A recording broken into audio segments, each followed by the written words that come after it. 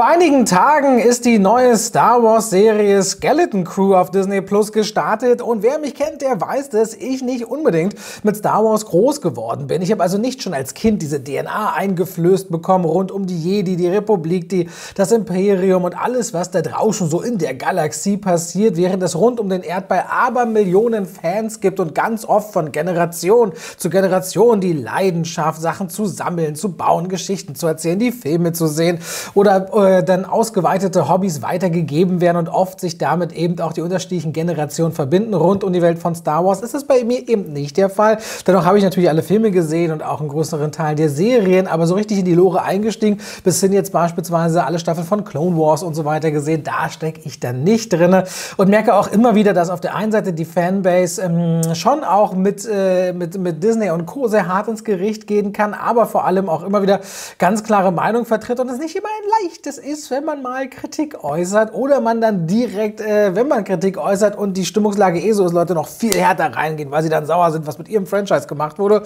Kurzum, die Fanbase von Star Wars ist strong und das akzeptiere ich auch und das verstehe ich auch und dementsprechend habe ich ja trotzdem gedacht, schaue ich mal an Skeleton Crew rein. Was ist das Ganze denn? Und gerade bei Star Wars ist es ja auch immer wieder so, dass so Einstiegspunkte zu finden, wo man sagen kann, oh, sich in dieser Welt zurechtzufinden, ohne gleich alles andere verstehen zu müssen, irgendwelche Ränge, irgendwelche Ordnungen, irgendwelche Planeten, irgendwelche Kulturen, irgendwelche Völker. Da gibt es gar nicht so oft Einstiegspunkte. The Mandalorian war beispielsweise als Serie ein wunderbarer Punkt, wo auf der einen Seite so ein Hoch entstanden ist für Fans, weil das einfach rund um Pedro Pascal als der Mandalorianer, aber natürlich auch Grogu, ein volles, schönes Abenteuer ist in verschiedenen Welten und man auch gespannt sein darf, wo es dann das weiterhin verschlägt, aber in serieller Form, sei es das Buch von Boba Fett oder die verschiedensten anderen Sachen, wie zuletzt die Acolyte, waren immer wieder Tiefschläge, Tiefschläge und Tiefschläge und dann kam aber ein Andor zwischendrin, was viele wieder ganz fantastisch fanden. Kurzum, es ist ein ganz schönes Auf und Ab, das Fans ertragen müssen und mit dem Blick auf Skeleton Crew drauf war ich, sage ich mal, skeptisch, aber interessiert. Immer mal zu sehen, so Jude Law und so 4 Kinder an seiner Seite, ist es dann wohl eher eine Serie für die Jüngeren, konnte man vermuten. Und wenn man das so sieht, kann man das auf der einen Seite auch tatsächlich unterstreichen. Auf der anderen Seite kommt da so eine Fantasterei und sowas Abenteuerhaftes raus, was mich irgendwie an das Entdecken der Filmliebe von früher erinnert. Aber dazu gleich mehr. Worum geht es denn in Skeleton Crew? 2 Episoden sind bisher raus, die sind 47 und 32 Minuten lang, ab 12 Jahren freigegeben von Disney Plus und soweit ich das überblicke, gibt es immer dienstags Nachschub und dann die 8. Finale Episode der ersten Staffel wird am 14. Januar veröffentlicht und erzählt wird die Geschichte von Wim. Der lebt auf einem Planeten in der Galaxie, der schon relativ erdähnlich wirkt und in seinem Alltag jemand ist, der ist ein Entdecker, der ist ein Träumer. Und das ist auch das Schöne, an so Figuren kann man sich emotional gut ranheften. Aber sein Vater macht ihm durchaus Druck, in der Schule ist er nicht besonders aufgeweckt und aufmerksam. Aber vor allem ist es dann immer Wim, der so sich durch den Alltag träumt und auf einer Entdeckungstour, auch unter anderem mit seinem Kumpel Neil, auf etwas stößt, wo er der Meinung ist, das ist ein Jedi-Tempel. Das muss ein Jedi-Tempel sein und ehe diese Gruppe aus 2 zu einer Gruppe von 4 wird, wenn sie sich auf einem Raumschiff wiederfinden, das sehr weit in die Galaxis eindringt. Sie werden Piraten treffen, sie werden einen Androiden treffen, sie werden auf eine sehr merkwürdige Gestalt treffen, von der wir noch nicht wirklich viel wissen und das ist so ein bisschen das Umrissene in Star Wars Skeleton Crew und ich muss sagen, nachdem ich in der allerersten Szene wieder so eine Auftaktsequenz hatte, in der ich Piraten sehe und ich das Gefühl hatte, boah, hier sind so ein Haufen erwachsene Männer, die, in dem Fall nicht mit Lichtschwertern, aber mit Laserkanonen umherschießen und ich nicht drum herum komme, mich immer zu fragen, warum können die alles Mögliche wegschmelzen, zerstören, aber niemals die Außenschale von irgendwelchen Raumschiffen und alle können sich einigen, wo in einem gravitationsfreien Raum um und unten ist und ich das alles immer beiseite schieben muss, habe ich dann manchmal so das Gefühl, ich kann so schwer connecten damit, wenn erwachsene Leute dann so piu, piu, piu, piu, piu machen. Ich weiß nicht warum, es fühlt sich für mich komisch an, aber dann dreht das Ganze in eine ganz interessante Richtung, weil Skeleton Crew dann eben die Perspektive von Kindern einnimmt. Und das ist vielleicht so ein Punkt, wo gerade ein junges Publikum andocken kann und sagen kann, oh, ich finde diese Welt hier vielleicht auch ganz spannend. Und deswegen ist wahrscheinlich dieser Ausgangsplanet auch so erdähnlich und es ist schön auch mal so den Alltag zu sehen von Menschen-Lebewesen in eben einer solchen Welt, wo man nicht mehr das Gefühl hat, es geht immer gleich darum, die ganze Welt, Planeten oder was auch immer zu retten, sondern dass es so eine Art Normalität gibt. Und da habe ich an dem Punkt so verschiedene Vibes bekommen. Auf der einen Seite leichte Harry Potter Vibes, weil wir sehen zum Beispiel so ein Straßenrumgeflitze auf einem Gefährt, was so ein bisschen an Nimbus erinnert. Es fallen so Sätze wie, es gibt eine 50-Punkte-Strafe oder eine Kammer unterhalb der Schule. Es gibt einen Androiden, der heißt SM33, was eine Hommage ist an Hook, beziehungsweise an Hooks ersten Mord ist es, glaube ich, Smee, was man genauso aussprechen würde. Und ich hatte auch so Peter Pan-Vibes ein Stück weit. Fühlt sich auch ein bisschen wie E.T. so an, weil also alles, wo es so rund um junge Leute treffen auf ein fantastisches Abenteuer, wo sie auch den Fängen der Erwachsenen entgleiten, haben auch so leichte, minimale Stranger Things-Vibes. Und das mochte ich, wenn sich eben so eine Gruppe von Kids zusammenrauft und dieser Coming-of-Age-Charakter nach vorne kommt. Die erwachsen werden müssen, weil sie ein Abenteuer erleben, in dem sie dann oder bei dem sie auch auf sich gestellt sind. Also niemand anderes großartig helfen kann und wo sie auch entscheiden müssen, was ist gut, was ist böse, was für einen Pfad möchte man beschreiten. Und ich glaube, das ist das, was viele Leute eben abholen kann und junge Leute, wenn es rund um Star Wars geht. Dem wiegt so ein bisschen entgegen, dass ich immer das Gefühl hatte, trotzdem ist die Storyline nicht wahnsinnig originell. Und gerade schon in der zweiten Episode dachte ich mittendrin immer wieder, boah, finde ich jetzt schon auch ein bisschen langweilig.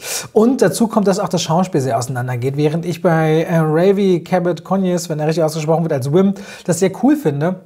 Und ebenso dieses Abenteuerhafte, dieses Interessierte, dieses Leidenschaftliche, was entdecken zu wollen und zu denken. Da draußen gibt es doch so viel mehr als dieses Leben, was ich jetzt führe. Das ist so eine ganz klassische Ausgangsposition, auch so für Helden. Leute, die einfach ihre Barriere durchbrechen wollen, die irgendwann auf eine Mentorin treffen müssen. Ganz klassische Heldenreise und dann eben aus ihrem gewohnten Alltag gerissen werden. Das passiert ja hier wirklich Punkt für Punkt, ganz normal, während Frodo noch in Herr der Ringe sagt, Samwise Gamgee in Herr der Ringe sagt, noch einen Schritt weiter und da bin ich so weit weg von zu Hause, wie ich noch nie war. Ist es dann hier ein Raumschiff, was dann auf einmal aus dem eigenen Planeten oder von diesem wegkatapultiert und damit ist es klassische Heldenreise. Ich finde, er spielt das aber ganz gut und ich finde vor allem auch mit Robert Timothy Smith als Neil an der Seite jemand, der sowieso ein treu doofer Freund damit herläuft und die beiden einfach zusammen so unzertrennlich wirken und das mochte ich gerne und dem stehen aber vor allem Ryan Kiera Armstrong als Fern und Kiriana Creta als KB gegenüber, wo ich dachte, beide, also die eine, die findet kaum statt und die andere, die overacted mir die ganze Zeit zu viel und sagt ihre Texte so ein bisschen auf. Und ich bin irgendwie mit diesen beiden Mädchen überhaupt noch nicht warm geworden, mit den Jungs aber total.